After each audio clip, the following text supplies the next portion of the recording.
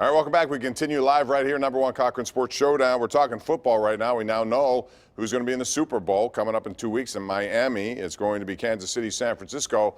Mark Kaboly, observations about what you saw today.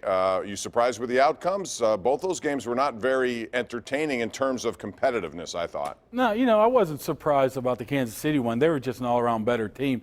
They were shooting themselves in the foot there early on with some stupid penalties defensively to let the Titans stay on the field. Once Mahomes scored late in that first half, it was just about over.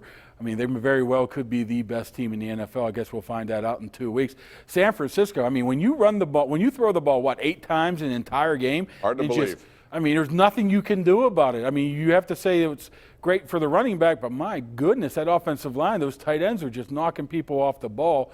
So I think it was a very interesting dynamic that they were able to run the ball that well in this day and age in this football game when everybody knows it's going to be happening. So that's the thing that stood out for me. Yeah, I would agree with that. Mark and I used to cover the McKeesport Tigers back in the day when we worked at the Daily News in McKeesport. George Smith didn't like to throw the ball either. Yeah, that's kind of what it reminded me of. That was an astounding performance from the 49ers against a really, really good Green Bay defense. I couldn't believe what they did to them. That wasn't even close. And I think in the Super Bowl what we have is probably the best team in the league in San Francisco against the best player in the league in Patrick Mahomes, with all due respect to Lamar Jackson and what he did. Mahomes is a freak of nature. He is such of a superstar. So, usually in games you like to go with the best quarterback, right? And he wins the quarterback matchup, but San Francisco might be better just about everywhere else. So it's a really great matchup, and I just couldn't believe what the 49ers did on offense. We knew their defense was great, but to score that many points that way against a defense as good as Green Bay, that really got my attention. Yeah, what does San Fran's pass rush do against Mahomes? I'm kind of excited to see that in the postseason. It's nice to have a couple of young quarterbacks in the Super Bowl game as well. Garoppolo didn't show a lot, but he has shown at times that he can throw the football if needed. And that run of Mahomes down the sideline at the end of the first half, man, what a thing of beauty. It just, again, speaks to the change of play from the quarterback position. But I also think there's one other thing that struck me, especially in the AFC game, is getting that bye is so huge. I know there was rust with Baltimore, but, man, you could see Tennessee running out of gas in that game. There was no question. It's huge. I want to ask you guys this, since you brought up quarterbacks. Mark, back to you on this one. Have we seen the last of the guys, the Eli Mannings? We've never seen Phillip Rivers in that, but guys like Tom Brady, Drew Brees, even Ben, and these are guys up their 30s into their 40s. Will they ever get another chance at this big game? Well, the older guys, you mean that type of guy? That type of guy, yeah. Have we seen the last of it for now? I mean, it's been a long-standing tradition that's the type of quarterback's been successful in the NFL. You'll get injections of guys like Lamar Jackson, like RG3, but I think it makes it different if you can run and create time like Mahomes did today. He gets out of the pocket to throw the ball. I don't think Lamar Jackson, although he's great MVP and provides something different, I don't think he's the wave of the future because you don't have a lot of those guys around. So, yeah, I do think guys need to move around a little bit like Ben did in his first 7 or 8 years.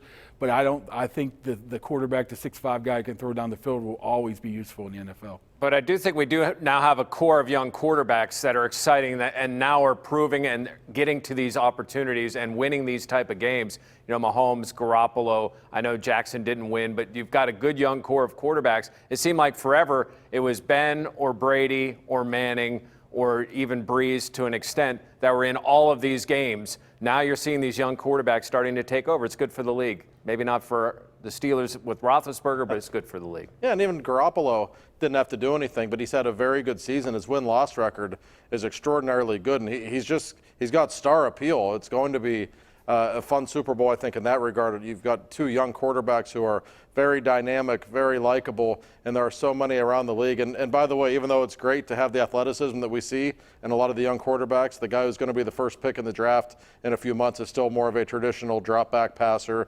If you have a guy like that, you can certainly still win. And that's one of the great things about football. You can win in so many different ways. I'm happy to see that you can still win running the ball and playing defense. Yeah. Look at what Tennessee did, and on a bigger scale, look at what San Francisco did. If you do it well, you can still win. And you do it 47 times, 42 times. I don't know if they're going to do that in the next game. We'll see how it goes.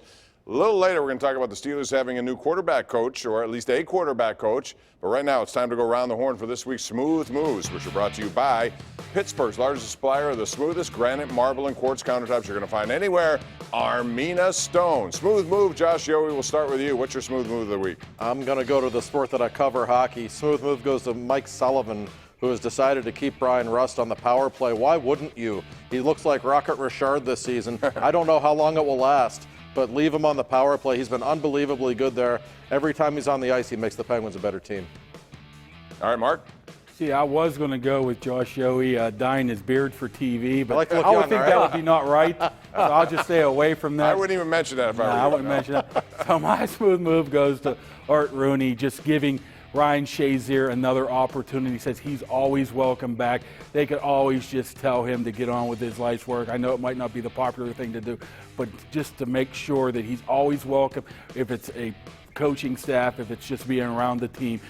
I think that's just very, very good of the organization. That's very telling of a guy like Art Rooney. You know, I know there have been a couple of frustrating losses, the Wake loss, the loss in Miami where you got down 16-0.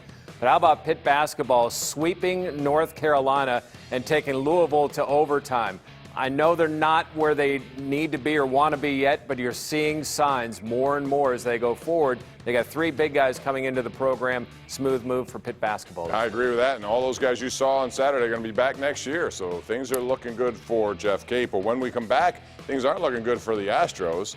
Cheating. We'll talk about it next right here on the #1 Cochran Sports Showdown. Remember, Armina Stone is Pittsburgh's largest supplier of the smoothest granite, marble, and quartz countertops you're going to find anywhere. Check them out, Armina Stone.